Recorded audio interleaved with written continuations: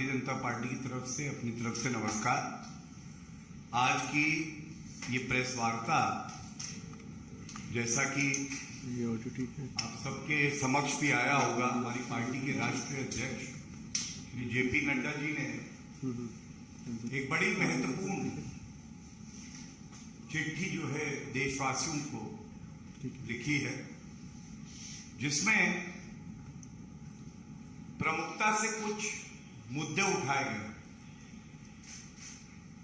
ये सवाल केवल भारतीय जनता पार्टी के सवाल नहीं है,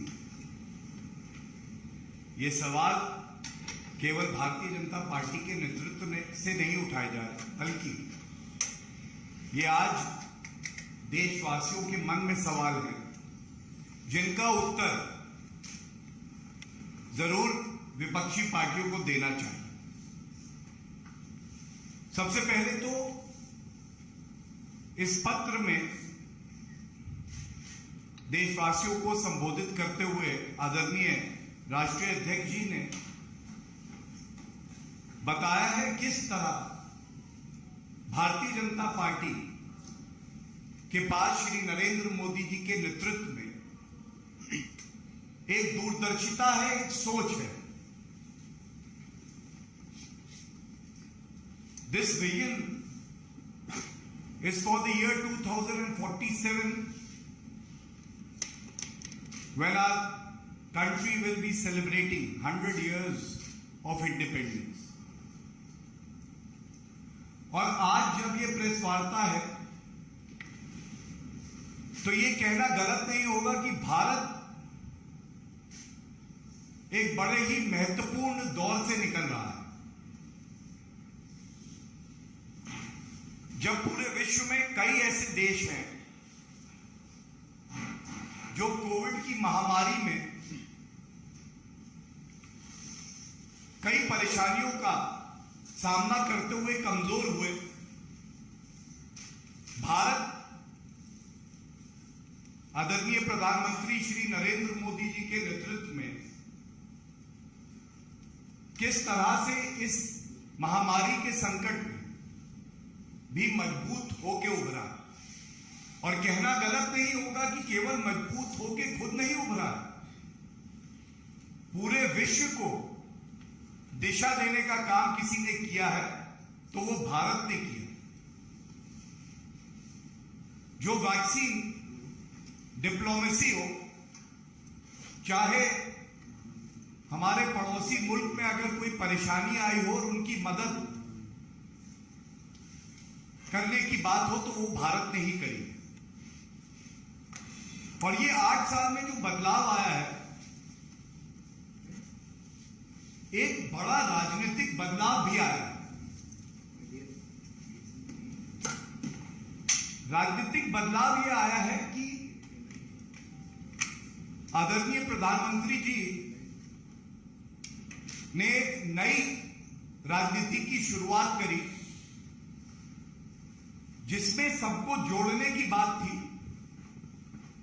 अगर कोई कमजोर है तो उसको मुख्य धारा से कैसे जोड़ा जाए, उसके सम्मान की रक्षा कैसे करी जाए।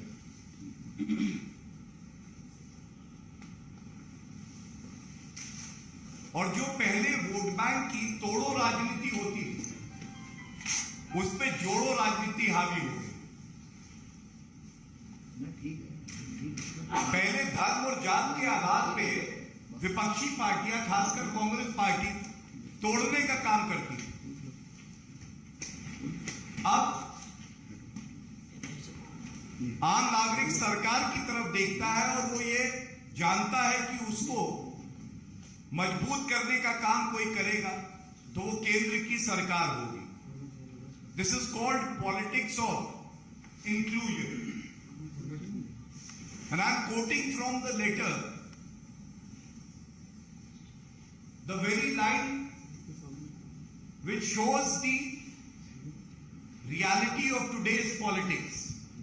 And I quote, Indian politics has undergone a rapid transformation in the last 8 years. The tried, tested, or I should say dusted and rusted approach of vote bank politics, divisive politics and selective politics is no longer working. Unquote.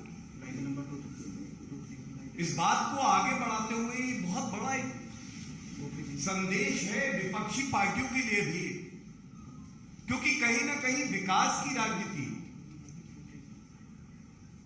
जो लाभार्थी हैं वो सक्षम हो रहे हैं, ये विपक्ष की पार्टियों को बहुत अखरता है। और जब अखरता है तो वो सौहार्द बिगाड़ने का काम करते हैं, क्योंकि वो विकास पे तो चर्चा नहीं कर सकते, क्योंकि वो जानते हैं कि ये जो नरेंद्र मोदी जी के नेतृत्व की सरकार है,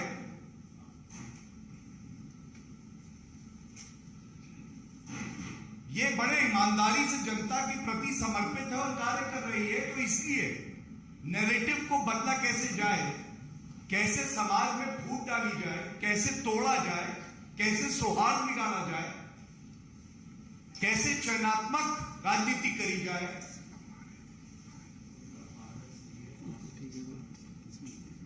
इसका वो आसरा लेते हैं।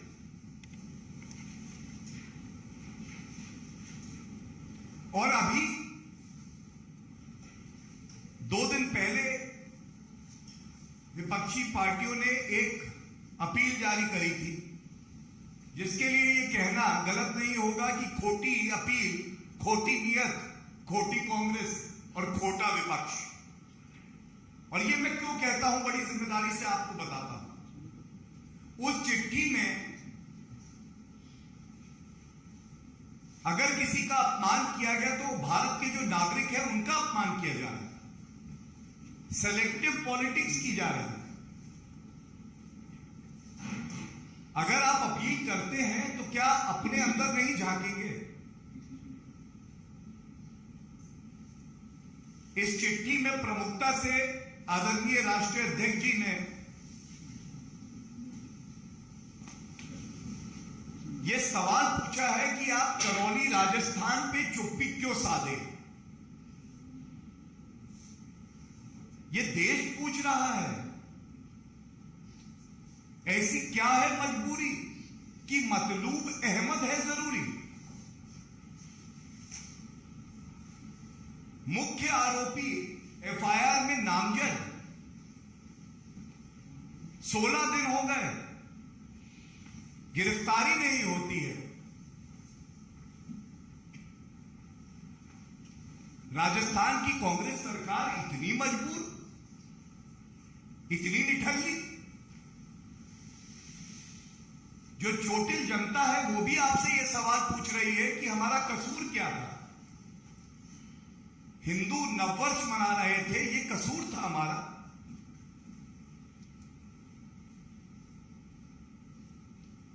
और इसीलिए चाहे पश्चिम बंगाल हो, चाहे झारखंड हो, चाहे राजस्थान हो, और हम महाराष्ट्र में भी देख रहे हैं क्या हो रहा है, लेकिन ये विपक्षी दल अपील तो करते हैं, लेकिन जो प्रमुख सवाल है उसका उत्तर नहीं देते। और हद कब हो जाती है मैं आपको बताऊं, जिन सरकारों को कटघरे में खड़ा होना, पश्चिम बंगाल की बात कर लीजिए, कानून व्यवस्था पूरी तरह से ध्वस्त है, लेकिन उस अपील में हस्ताक्षर मुख्यमंत्री ममता बनर्जी जी का भी है, जिसकी जवाबदेही है वो हस्ताक्षर कर रहा है और वो आरोप लगा रहा है, लेकिन जिस जिम्मेदारी का निर्वहन उसे करना है संवैधानिक शपथ लेके, वो नहीं कर रहा। ये एक अजीबोगरीब तरह की नकारात्मक सौहार्द बिगाड़ने वाली राजनीति केवल और केवल विपक्ष, खासकर कांग्रेस, टीएमसी, ये दल कर सकते हैं। और ये भारत, उज्जवल भारत जो आगे बढ़ रहा है, जो मजबूत हो रहा है, इसमें एक बात बिल्कुल स्पष्ट हो गई। एक तरफ आदरणीय प्रधानमंत्री जी की एक दूरदर्शी सोच है। इस देश का हित कैसे हो, देश सर्वोपरि। दूसरी तरफ तुच्छ राजनीति करते हुए कांग्रेस की, विपक्षी पार्टियों की सोच है हमारा भला कैसे, हम सत्ता में कैसे हैं, हमें देश से कोई लेना देना नहीं। अगर सत्ता में आने के लिए दंगाइयों के साथ खड़ा होना पड़ेगा तो हम हो जाएंगे। अगर किसी दंगाई पे कार्रवाई नहीं करके हमें लाभ होता है राजनीतिक, तो हम वो भी करेंगे। और जैसा मैंने पहले कहा, ये जो जोड़ों की राजनीति है, इसके सामने विपक्ष की जो तोड़ों की राजनीति है वो बहुत बौनी हो गई। ये देश बदल गया। यहां वोट बैंक पॉलिटिक्स, तुष्टीकरण की पॉलिटिक्स,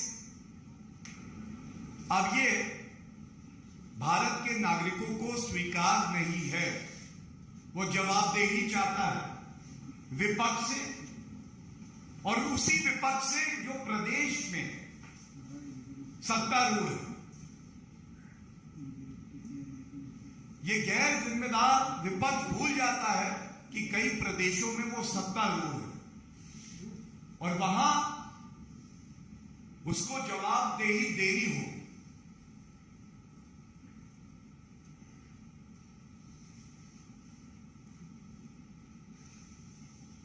जितने भी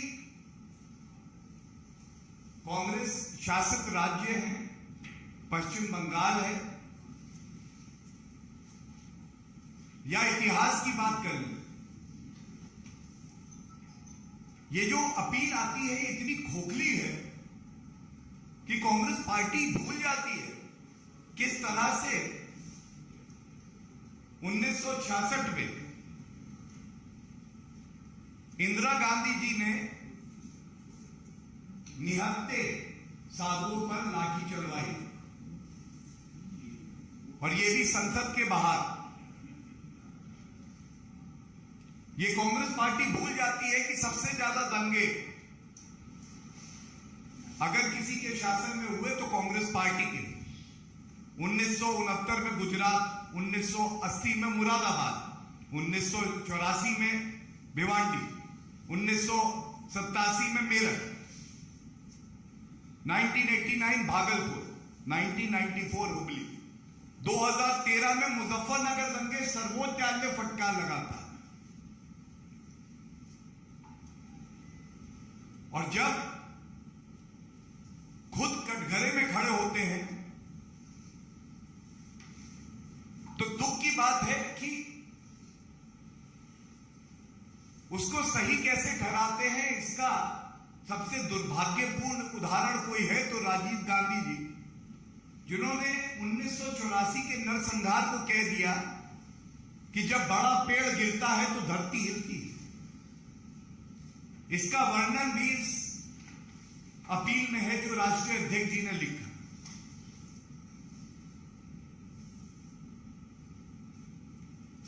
और एक बात इस मंच से बड़ी जिम्मेदारी से कहनी होगी,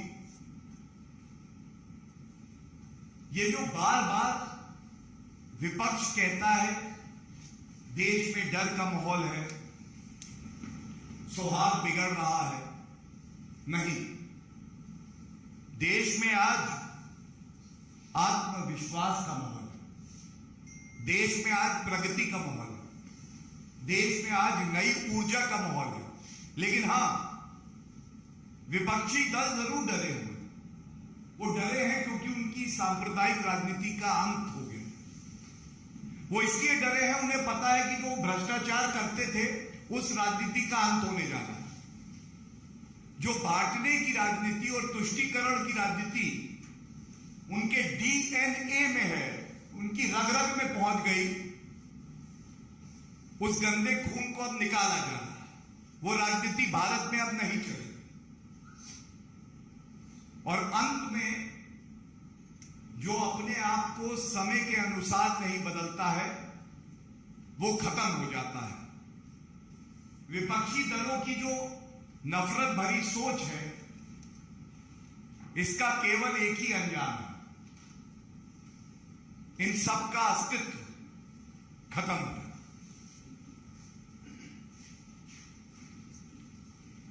ये जो अपील राष्ट्रीय अध्यक्ष जी द्वारा की गई है, इसमें एक और प्रमुख मुद्दा जो मैं आपके समक्ष रख के अपनी बात को खत्म करूंगा इस विषय पे। हम सब जानते हैं कि 10 मार्च को 5 राज्यों के विधानसभा चुनाव के परिणाम हैं। लोकतंत्र में जनता सर्वोपरि है। जनता ही तय करती है कि वो किसको आशीर्वाद देगी, किसकी नीतियों से सहमत है, किसकी नहीं सहमत है। और ऐतिहासिक ये इसलिए था कि 4 प्रदेश, जिसमें उत्तर प्रदेश जो जनसंख्या के आधार पे भारत का सबसे बड़ा प्रदेश है, भी शामिल है। 4 प्रदेशों में डबल इंजन की सरकार पुनः जनता का आशीर्वाद प्राप्त करती। एंटी इनकम्बेंसी की बात होती थी 5 साल की सरकार के बाद। प्रो इनकम्बेंसी शब्द का इस्तेमाल होने लग गया। ये जो पैराडाइम शिफ्ट हुआ है भारतीय राजनीति में, ये इसलिए हुआ है कि भारतीय जनता पार्टी ही वो पार्टी है जिसके पास आज ईमानदार प्रधानमंत्री श्री नरेंद्र मोदी जी जैसा नेतृत्व है, जिसके पास ऐसा संगठन है जो मानता है कि सेवा ही परम भाव है, और एक सोच है जिससे देश आगे बढ़ रहा है। और दूसरी तरफ जब ये परिणाम आए तो कांग्रेस पार्टी जो पंजाब में सत्तारूढ़ थी, वहां भी सुपड़ा साफ हो गया। लेकिन ये बात उनको तब भी समझ नहीं आई कि ये जो नफरत की राजनीति वो कर रहे हैं, दंगाइयों के साथ खड़े होते हैं, इसको भारत की जनता अस्वीकार कर चुकी। और अंत जो है इस विषय पर, इस अपील का जो भाव है कि ये देश प्रगति के रास्ते पर अग्रसर है। इस देश के पास युवा है, ऊर्जा है, सोच है, नेतृत्व है, ईमानदारी है, और भारत को आगे बढ़ने से कोई रोक नहीं सकता। अगर विपक्ष रोड़े भी लगाएगा तो भी उनको करारा जवाब जनता देगी, और ये देश अब रुकने वाला नहीं। बहुत बहुत धन्यवाद। एक विषय और है, उसको आपके समक्ष रख के उसके बाद जो आपके प्रश्न होंगे दोनों विषयों पे मैं आपसे अनुमति लूंगा और उसको उत्तर दूंगा। जैसा कि आप सबको पता है, भारतीय जनता पार्टी सामाजिक न्याय पखवाड़ा बना रही है, और इसमें हमारा उद्देश्य ये है कि हर दिन आपके समक्ष जो सरकार की महत्वपूर्ण उपलब्धियां हैं, जो कार्य सरकार द्वारा किया गया है, विषयबद्ध तरीके से आपके समक्ष रखें। तो आज का विषय जो है वो अत्यंत ही महत्वपूर्ण है, स्वच्छ भारत मिशन। और जैसा आप सबको ज्ञात है, 2 अक्टूबर 2014 वो ऐतिहासिक दिन है जब हम सब के लिए परम श्रद्धेय महात्मा गांधी जी के जन्मदिन पर इस सोच को प्रधानमंत्री श्री नरेंद्र मोदी जी ने आगे बढ़ाया और देश को समर्पित किया। यह केवल एक सोच नहीं थी, यह भारत को नई ऊंचाइयों पर पहुंचाने का एक माध्यम था, एक मिशन था। सपना बहुत बड़ा था। कुछ लोगों के लिए यह असंभव था, कुछ लोगों ने इसका मजाक भी उड़ाया, लेकिन यह कहना गलत नहीं होगा कि बापूजी के सपने को साकार करके करोड़ों करोड़ों भारतीयों का जीवन अगर किसी ने बदला, उनको सम्मान दिया, तो उस सोच का नाम आदरणीय प्रधानमंत्री श्री नरेंद्र मोदी जी। सपना यह था कि खुले में कोई भी शौच ना जाए। India has to be open defecation free. और यह कार्य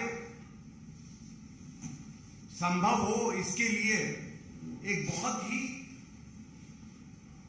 मुश्किल समय सीमा थी, 5 साल की, कि 2 अक्टूबर 2019 को जब भारत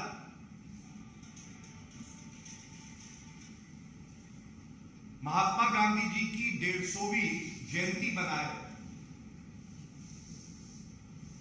तब तक ये जो लक्ष्य है इसको पूरा कर लिया।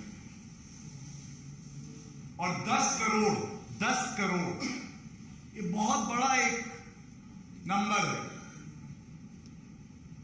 इस लक्ष्य को सामने रखा गया। तब ऐसा प्रतीत होता था कि 10 करोड़ संभव नहीं है, लेकिन आज सामाजिक न्याय पखवाड़े की इस श्रृंखला में जब स्वच्छ भारत अभियान की बात हो रही है,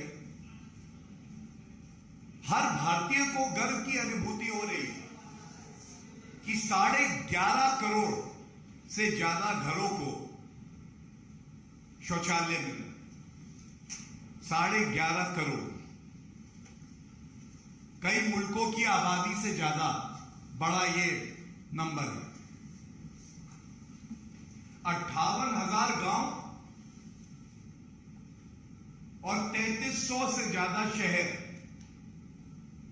जो योजना open defecation free ODF plus उसमें लाभान्वित हुए। और केवल घरों तक ये मुहिम पहुंचे, इसके अलावा यह भी सुनिश्चित करना कि सार्वजनिक स्थलों पे सामुदायिक स्वच्छता परिसर बने, यह भी इस सरकार ने किया। पब्लिक यूटिलिटीज, और इसकी संख्या है 8,20,000, 8,20,000।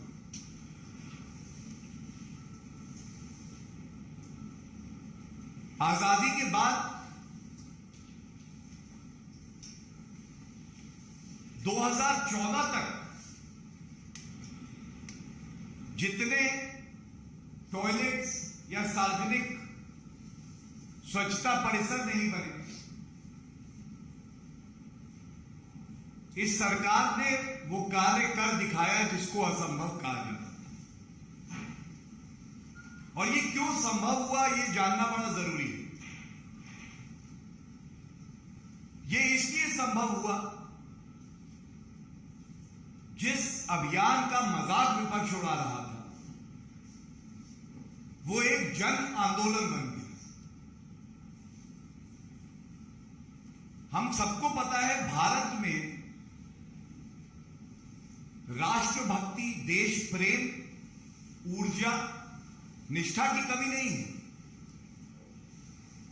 पर उसको सही दिशा में और सही लक्ष्य के लिए केंद्रित करना, और यह काम किसी ने किया तो आज गर्व से कह सकते हैं कि हमारे प्रधानमंत्री श्री नरेंद्र मोदी जी ने किया। एक सच्चा पवित्र आंदोलन बन गया। छोटे छोटे बच्चे अपने घर से निकले और उन्होंने भी कहा, अगर हमारे सामने की सड़क गंदी है तो मैं वहां से कचरा उठाऊंगा। वृद्ध लोग, उन्होंने अपनी पीड़ा की चिंता नहीं करी, झाड़ू लेके वो लोग सफाई करने के लिए निकल गए। संदेश ये था कि देश को स्वच्छ बनाना।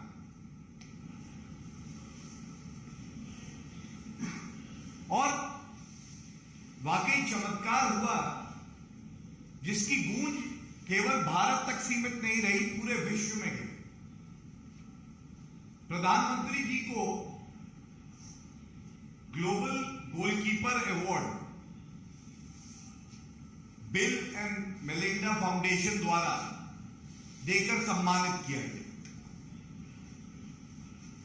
और प्रधानमंत्री जी ने भी जो उस अवार्ड की मूल भावना थी, उसके मद्देनजर उसे देशवासी जो 130 करोड़ हैं जिन्होंने योगदान दिया, उनको समर्पित कर दिया। इवन वर्ल्ड हेल्थ ऑर्गेनाइजेशन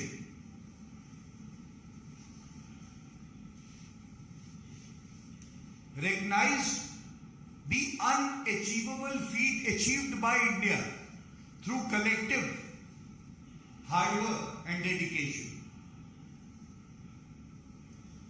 और एक स्टडीज के अनुसार कैसे इसका प्रभाव जनमानस पर हुआ, 2014 से पहले हर साल करीब करीब 19 करोड़ 90 लाख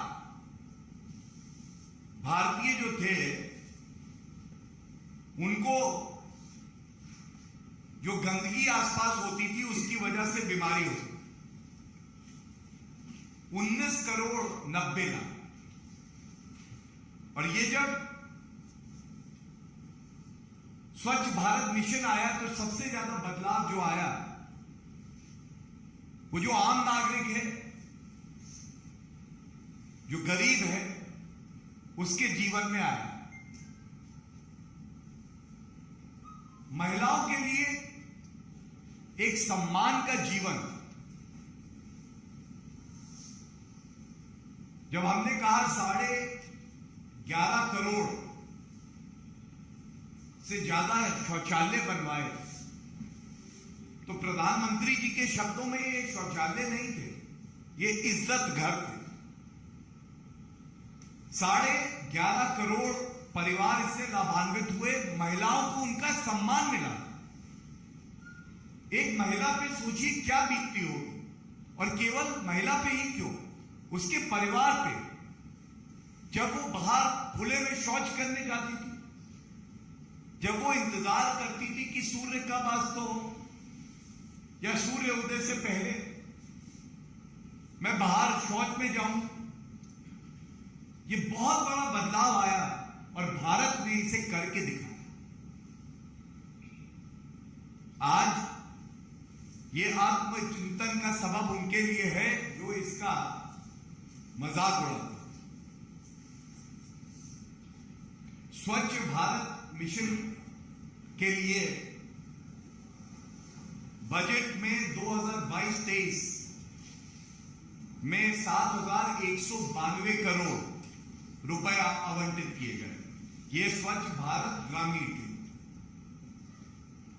और स्वच्छ भारत मिशन शहरी के लिए 2021 से 2026 5 साल की अवधि में 1,41,678 करोड़ रुपए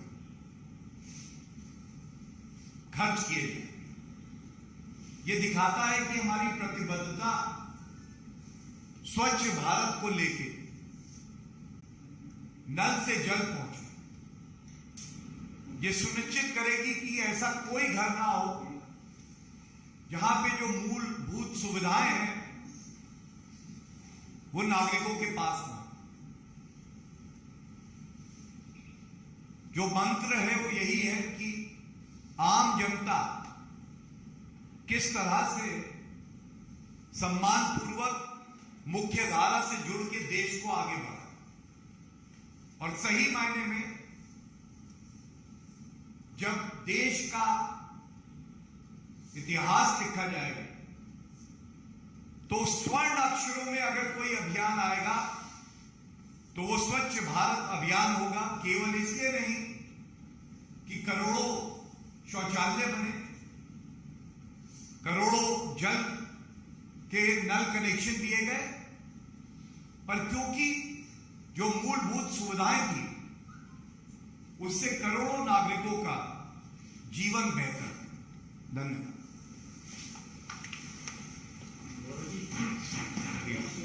जो पत्रिका उसमें कहा कि जो विपक्ष है वो सिलेक्टिव राजनीति करता है, करौली की हिंसा पे वो चुप रहा, लेकिन दिल्ली में जो घटना हुई जहांगीरपुरी में, इसको लेकर विपक्ष जो है खासतौर पर आम आदमी पार्टी ये कह रही है कि दिल्ली पुलिस जो है वो केंद्र सरकार के अंदर में आती है और कहीं भी कोई भी घटना अगर दिल्ली में हो रही है तो बीजेपी जो है गलगाई पार्टी है उसी की वजह से हो रही है और वो लोग प्रमोट करते हैं।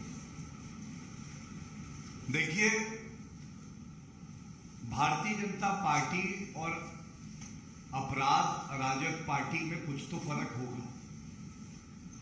फर्क यह है कि जब दिल्ली की पुलिस अपना कार्य कर रही है उस वक्त इस विषय पे कोई भी टिप्पणी करना हमारे लिए उचित नहीं होगा, लेकिन इतिहास गवाह है कि भारतीय जनता पार्टी की अगर सरकार जब भी रही तो जो आरोपी हैं उनको बख्शा नहीं, कड़ी कार्रवाई होती है और दिल्ली पुलिस को अपना कार्य करने देना चाहिए, उस पर राजनीति नहीं होनी चाहिए। गौरव जी, सोनिया गांधी ने लिखा है कि साजिश के तहत भारत में एक स्थायी उन्माद की स्थिति बना दी और ये सरकार की विभाजनकारी नीति का हिस्सा है। देखिए, मैंने कहा ना, खोटी नीयत से एक खोटी अपील जो इसलिए नहीं करी गई कि सौहार्द बना रहे, वो जो उनका एक विशेष वोट बैंक है उसको उकसाने के लिए की गई, देश का ताना बाना तोड़ने के लिए की गई। और इसीलिए आदरणीय राष्ट्रीय अध्यक्ष जी ने पूछा है 15 दिन से मुख्य आरोपी गिरफ्तार नहीं हुआ, इसकी जिम्मेदारी कौन लेगा। और अगर विपक्ष की इस अपील में रत्ती भर भी ईमानदारी होती तो सबसे पहले वो कांग्रेस शासित राज्य के मुख्यमंत्री से कहते कि किसी आरोपी का धर्म मत देखो, संविधान देखो, कानून देखो और सख्त से सख्त कार्रवाई करो, लेकिन ऐसा हुआ नहीं।